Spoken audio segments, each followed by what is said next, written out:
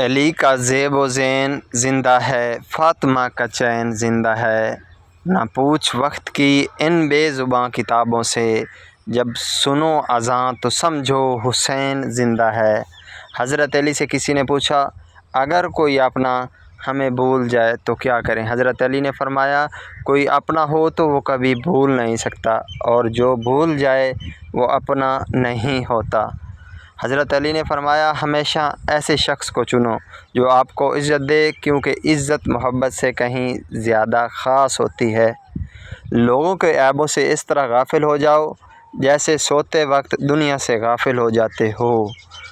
جب تمہاری مشکلات حد سے بڑھ جائیں تو سمجھ جاؤ تمہیں بلند مقام اللہ پاک دینے والا ہے۔ جو دکھ دے اسے چھوڑ دو، لیکن جسے چھوڑ دو اسے دکھ مت دو۔ ہر انسان کی عزت اس سے محبت کرو، کیونکہ ہر انسان میں خدا کی کوئی نہ کوئی صفت موجود ہوتی ہے۔ ہزار لوگوں میں اس ایک کو عزیز رکھو جو تمہاری غیر موجودگی میں بھی تمہاری عزت پر کوئی داغ برداشت نہ کرے۔ تکلیف میں ہمیشہ صبر سے کام لیا کرو، کیونکہ سونے کو آگ سے آزمایا جاتا ہے اور مومن کو تکلیف سے۔